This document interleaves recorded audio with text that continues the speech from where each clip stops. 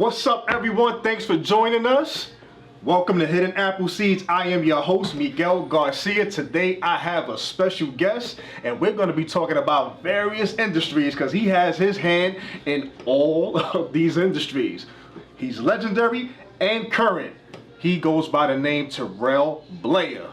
Wow. Peace, my brother. Peace. New York City, the Big Apple, also known as the Concrete Jungle. When most people think of New York City, tall buildings, bright lights, and busy streets come to mind. Of course, you can see the obvious richness in those elements, but there's another side of the Big Apple, the side that many consider to be the jungle. The less commercially celebrated parts of New York City, where the true seeds of the Big Apple are hidden. Hello, my name is Miguel Garcia, a New York City native. My goal is to explore, find, and celebrate these hidden seeds inside the Big Apple's core. Take this journey with me. Right here, this is where the rumble and the jumble for Terrell Blair actually started. I grew up in this building. This building gives, it's like memories far and beyond, man. You know what I'm saying?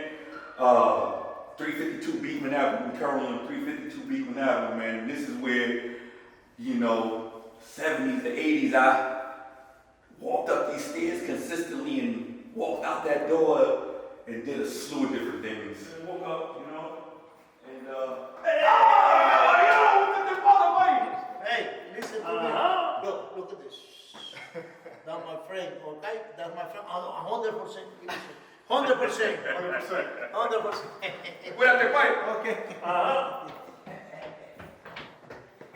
So yeah. So this is the third floor. This is where, it all started, you know what I mean? And don't get it twisted, the apartment is still active, you dig what I'm saying? Okay. So I'll pull up, but yeah, right here, man. 352, this is the apartment 3M, and the lights is on, you know what I mean? And unbelievable, lights usually on. This is pretty nostalgic, brother. I can't Yes. front, man. Yes. Nostalgic in what way? Listen, man, this is about you, but we're from the same area. Yes. It's my childhood as well. Yes, it is. Yes, it is, man. Yes, it is. Man. So, I can only imagine, what goes through your mind, just being here. You know what's so crazy, man, is that, I'm here all the time, so, and when I say all the time, I'm just saying that, once in a blue I pop up, but for the average eye that see me, they just like, oh, that's Terrell Blair, you know what I mean? And, oh, he's here all the time, not knowing that, Right. I'm in and out or whatever, but the memories, it always gives me memories, man. I can always reflect back to those times, you know what I mean? And we're talking about From higher levels. But can I say this? Yeah. You know what's so crazy about that, right? Is that, I was chopping it up with a good friend the other day, and we were talking about, where individuals grew up, and we talked about eras, right? Talked about the 80s, talked about the 90s, right? We felt that it was a bit more chaotic, right? Yeah. But one of the greater things that we did take from that was that it was more camaraderie. It was a community. So you and I could have had beef, straight beef. Don't let nobody come around here. Don't let nobody else come around here. See, what we did, it's just like brothers. Right. You have your qualms amongst brothers, but you know what? That's as far as it's gonna go. Right, I'm right, saying, right. You blagging my eye, blagging your eye, Right. but you know what? We hugging each other the next Right. day. We playing football Right, or whatever. right. But let somebody else from another neighborhood. You know what? They couldn't even walk through here unless they knew somebody. Oh man.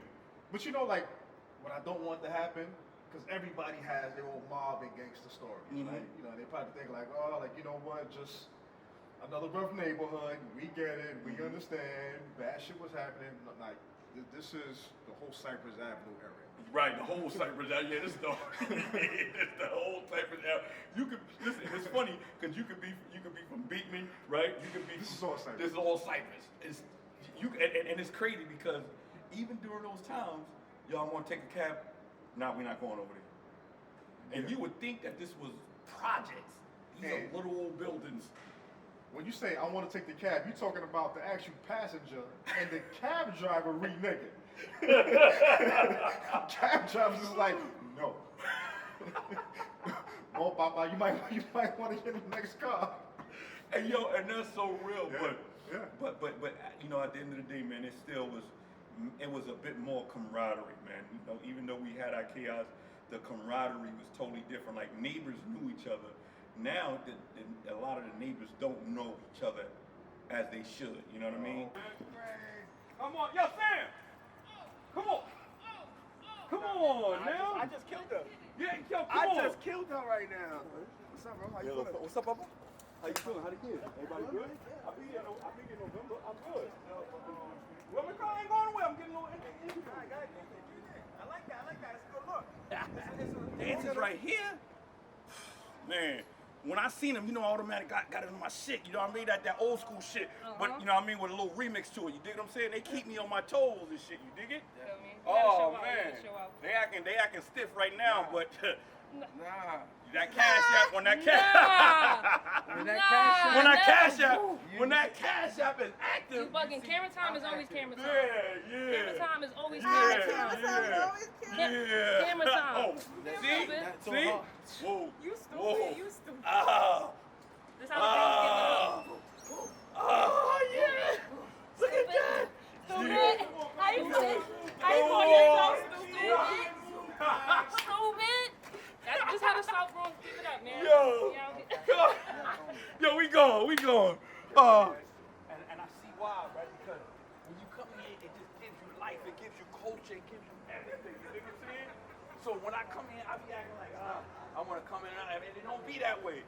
It never be that way. Like, yo, babe, man, how long you gonna be over there? I start talking to people and shit, and like, all right, I'll see you tomorrow, baby. You know what I mean? So this is what it's about. Diamond! So yeah, that's what it be about, you know? Good things, man. Hey, yo, this is where Junito Garcia is officially from. Like his building, we coming up on his building right now. If I remember, I think it was the third floor or the second, you know what I mean? Like, and this is where everybody used to hang in the courtyard. Like, you don't get that courtyard action no more. You dig what I'm saying? But this was courtyard action. They would come out to action because it was busy on this block used to be busy. This is where the action. Yeah. This is where the action took place. Terrell was a part of the action. Yo, this is officially where Junito Garcia. Second floor right there. That's Yo, my the window. second floor, yo. That's my window right there. And we didn't have Right these above the gates. dude with the white t-shirt on. We didn't have none of these gates. Dudes used to sit right here, everywhere, and just, yo, the courtyard used to be action. Across the street, yo, you would come out and you would walk out in the corner, everything would just be popping. Like Jules he could just look out the window and see everything, you know what I mean? Just see everything. Woo! I'm gone. I am gone. Oh, man. What up, Ike? How you? I'm blessed, man. How you been? All the time. What's up, baby boy? You all right? All right. You gotta get that over there, that 141. Yo, remember, and yo, June, remember here, though, this was the community center for, yo, Mr. Hicks. Remember this, June? Yo, Mr. Hicks. Yo, this place right here, man, this was the pivotal point for the hood. Like, This was a security it was security base. Security base. But it was our security base in regards to it being a community center, makeshift everything. You dig what I'm saying? Like, it was just security, but our security. We went to Mr. Hicks. He was our guidance counselor. He was everything. That's right, man.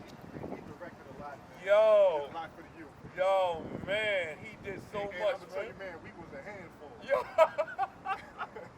And directly from here, there's a schoolyard, man. We used to do football tournaments, everything in there, man.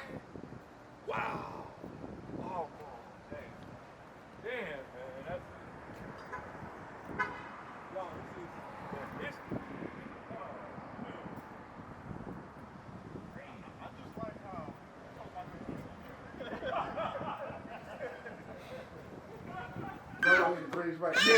That's right. How you been, man? What's up? It's been a long You all right? time. How's everything? Great. I'm literally back to the game. That's good. Maintain it, Yo, man. it's a blessing to see you. Likewise, man. Yo, man, you ain't know that, man. And see that you're doing well. Yeah, You know what I man. mean? Too many times we see the homies and they, You know. let me get it down. Yeah. You know. Yo, what's up, bro? Yo, let me get it down. I'm on 145th. What's that? Up on the hill. You're talking about Sugar Hill? Yeah. Yeah, the fish joint right there, the Yeah. small joint. But I'm up there and it's like 9 o'clock, June. It's 9 St. o'clock. Nicholas. St. Nick. It's 9 o'clock. I'm chilling. I see the youngins looking at, you know what I mean? And they looking and I was like, but the joy in their face to be like, yo, Famous fish, is it, right? yeah. Famous barbershop. Yeah, famous bar, go figure. Famous, right. So Right. I'm standing there and a DJ walks by and he's like, Terrell Blair. And I'm like, these are the moments. He's like, yo, man, yo, you just, and I was just like, yeah, bro, gave him a hug and all that. Those are the moments. Did you know the DJ? Yeah, Robbie Rob. Yeah, Okay. Yeah, Robbie Rob. And Robbie Rob, he's been in the game for a while. But the thing is, you never know where you at, but they'll give you your props. You know what I mean? And it's like they give you your props and they put you on a platform, and you're like, But those are moments that you take in and you run with it, and you say, these are the reasons why I've done what I've done. Absolutely, You man. know? And it's also a testament to the work that you put in. Right. The people see work.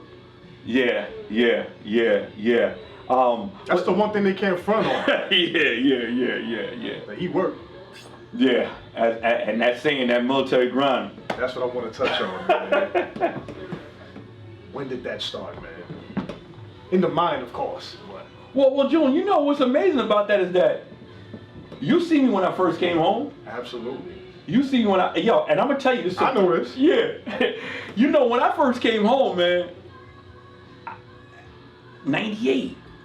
So that 5 years seemed like 10 years because of what I had on my back, in regards to the time. So when I come home, June, I come home and it's like new. You know what I mean? And I'm like, wow.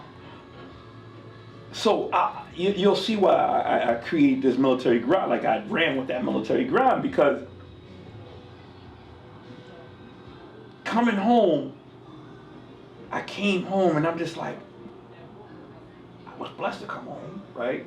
But what am I gonna do? I acquired a lot of information in prison to say that I will be an asset to anything. But I also knew that I had that, I knew that I was a leader. See, the boss, I don't like to play that boss. That boss, that everybody can claim that they're a boss, man, but a great leader that can lead and can provide advice and create direction and provide direction is key to me, Those that really know, the leader gets more respected. Right. And so, June, with that militant state of mind, I ran with military grind. You know what I mean? Like military grind and it's a way of life. It's to the point where I can see the average person I'm just military grind, and they use that. And I love the fact that they'll quote by Terrell Blair. You know what I mean? So, June, as you know, I was still trying to figure out things. I wanted to try my hand in the drug game again. Don't get it twisted. You know what I mean? I did on the green side, on the weed side, and I'm giving you things that, and I tried it and it didn't work, I want to stay, if we can, with the whole military grind thing, right? I'm Let's just say, right, if there's corporations watching this, right? Can you translate what military grind is? So here's military grind, and I was painting a picture. Right. But military grind is when you grind to the 10th power, right? With no limits on you. Hustle. It's a hustle. I wanted, like I said, I want to differentiate hustle. When we were growing up, when we associated hustle with drugs. Hustle is so broad.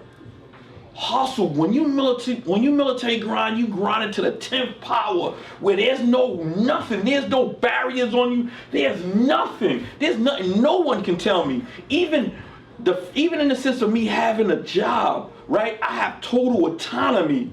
You dig what I'm saying? I didn't get no job where they were gonna talk to me reckless. I got a job where I did things naturally. As a counselor, I speak for a living.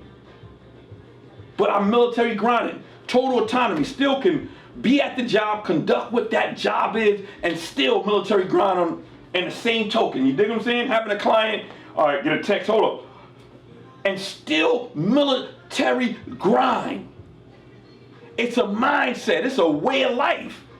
And you know, and that's one of the coins, you know what I'm saying, that that we know when it comes to you. It's one of your coins. Yeah. All right, and you claim that coin. Yeah. Because so many folks are running with that. Yeah, oh man. Yo, listen, like I said, man, that you know, that word itself, man, it's amazing when I see people that, because what we do is we can sometimes get into the judging of how a person looks surfacely, you know? So I say that to say that I've come across individuals that may look a different type of criteria, come from a different workspace, and be like, I'm just military grinding, Terrell. And you be like, this is a lawyer, you know what I mean?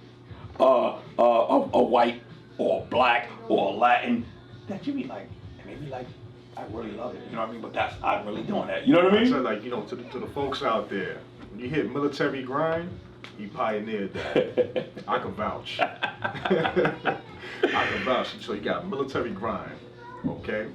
You have black couch. But let me tell you the black couch, you know what's so crazy about that? I didn't actually pen that, man. My boy, Tito, you know, Tito Hustle, man. He's from down the block, boy. He's a hustler, man. Okay. But Tito Hustle. I'm doing these black couch, right? I'm doing these interviews last maybe 2-3 years ago. And, yo, you know, can I just bring this back? The black couch the black couch, right? I was going through a phase, right? Okay. Doing the military ground concerts, right? But throughout all of that I do, interviewing people is therapeutic. It's therapeutic. And remember, there was no guideline to it, but I had to take on my own guideline, you know? And black couch, I started conducting these interviews. Everybody wanting to get those interviews. And just fortunate enough, we had a black couch. So somebody's interviewed me on a radio station, right? And Tito was like, why don't you call it the black couch? Because it was synonymous to Rock Nation's gold couch. And he was like, yo, you gotta do the, and then from then, it was pinned, and I ran with it, you know what I mean? So, but I always have to give props, you dig what I'm saying? Nah, salute, you said Tito? Yeah, Tito Hustle. Tito Hustle, salute to you. You know, I really like what you doing, you know, with the black couch. Can I call it a series? Yeah, you know what, we're about to resurrect it, man. You know, now that things are opening up and the response is still there, you know. But I gotta catch myself though, June. I gotta be careful, because what I was doing 5 years ago, not that I can't, you know what I mean? Don't let the external fool you, you know what I mean? But I don't want to overwhelm myself, you dig what I'm saying? I don't want to overwhelm myself you know, because it's about the finances. I'm gonna always get money, you dig what I'm saying? But I have to pace. I have to pace myself as well, you dig what I'm saying? So, those things. You seem like you're taking really good care of yourself, man. Yeah, man. The last 6 months have taught a lot of people a lot. You know what I mean? So I tell you, June, I'm feeling good, man. Quiet as kept, we did 200 pushes. Yo, literally, I did though. I ain't even gonna lie to you. He told me, he called me, yo, I'm here. I look out the window, I'm like, yo, Vern, I'm going back. All good, bro. Yo, man. But yeah, June. So, you know, but can I say this, June? Yeah. You know, a lot of what's been said, you know, branding is key for me. Okay. Branding, anything that you do, right? You allow the peoples to come to you. You dig? I have branded so much that those, like Book Bandits. Book Bandits, I remember when so, you know, I'm an avid reader, June, and but I don't read no self-help. I don't read none of those. I motivate myself. Okay. Because those are other people's stories. Okay. I'll soon create my story, and it'll be a blueprint for others or what have you. But it doesn't, and not taken away from anyone, but it doesn't inspire me. It bores me. I can dig that. Okay. Literally, it bores me. Like I can't. There's certain things I just can't watch. It doesn't work for me. But that doesn't necessarily mean it won't work for anyone else. So I don't want no one to look at this and say, well, I'm not gonna do that. No, it just don't work for me. So, There's so many facets though to your story. You know, being that you mentioned, I want it to be my story. right. Okay, I get that. I want to get back to the coins. Okay, so I say that to say that. Right. So being an avid reader, I remember we were like sort of transitioning to that digital era. So I always like to be ahead of the time, June. Like that thirst that's my high, June. So I'm like, damn, I'm reading all these books, and I get on the train, or I'm here, I'm there, and people are reading. But I've seen a lot of people of color reading, so I said, you know what? If they're reading like that, remember, this is when Kindles and everything was just, you know, really fade. You know, they were coming in. It was coming in. They were coming in. So I'm like, how can I be ahead of the time? So I'm like, Book Bandits. My boy Sharif Clayton, man, he was there. We were creating it together. But I was, you know, everybody know me just for moving fast like that. You know, Terrell, he know that movie's gonna just run with it. So I started interviewing a lot of authors. You know what I mean? And I did that because a lot of authors was hitting me at the time, June. And most of those authors were synonymous to a 50 Cent or any other big rapper, but they were just authors. You dig what I'm saying? So I'm like, okay, how can I maximize and financially gain? So what we did, we introduced Book Bandits. What we wanted to do, we wanted to create a digital platform that will be channeled through Book Bandits. We would highlight all authors. So we had Quan, all them top authors at the time. You dig what I'm saying? And still big at this moment. We were also creating environments where they can do book signings, filmed, right? Right. Via Book Bandits. We did book trailers for them. We did many movies for them. And we actually did a lot of it. You dig what I'm saying? And I think that what happens within time, it kind of phased out. Right. But it did create a relationship. What it did for me was that it opened up another world for me. So now I'm known in not only the hip hop world, but the world of the books. You know, we went, everything book oriented. I interviewed, we captured. You dig what I'm saying? So are you still active in that lane? Yeah, I mean, I know most of them, you know, we all associated in some form or fashion online. You dig what I'm saying? Of course, the folks that's actually in that world, like, they know that you're active. Like, you know, there's just certain things that stands out for, you know, folks like myself, like, you know, like just the average cat that's on social media and whatnot. Certain things pop up. Right. And, you know, and that's the shit we want to dive into Yeah. when we're talking to you. And we're going to get into that. Cool. We're all going to get into that. But go ahead. Yeah, but so Book Bandits Right. was one of those, it was a brand, right? That if people look at it, there's some people still be like, yo, go talk to Terrell here in the bar. I'm like, nah, I'm not in that book world. But I went through a phase. You go through phases that for other people, they might say, nah, it wasn't a failure. To me, it may have been a failure. You dig what I'm saying? But then again, it opened up a new world for me and it increased my relationships. So what was key too was the fact that I was still able to brand. Branding is so important for me, June. Branding, anything that I do, I feel good that even if they don't know what it's about, they could be like, oh, just go Terrell do the book world, you know, Book Bandit, whatever, Hoodlife, or you know, whatever. They know he's associated with something that's a brand, and it's key for me. You know what I mean? And what it did was it added on to the consistency of staying relevant, but also doing something that you love and not being controlled by the masses. Right. And that's what it comes down to. Right, Something that you dude. love. Right, but also not being controlled by the masters. June, let me tell you something. All right, when you say not being controlled by the masters. Not the masses. The excuse me. masses. The Okay, masses, okay. right? Because the masses can have you prematurely do certain things because you feel that this is what they want to see. All right. So I mean, like, it's pretty much like Rakim moving the crowd. You know? Right. So you're like, in that game, don't let the crowd move you. Right. And but Because it can go left. Right. But Okay. but I think that's in life in general. Not that I don't pay attention to your audience, right? Because I love that, right? That gives me the oomph to want to move forward. And I want to say something to that. You know, like, I get it.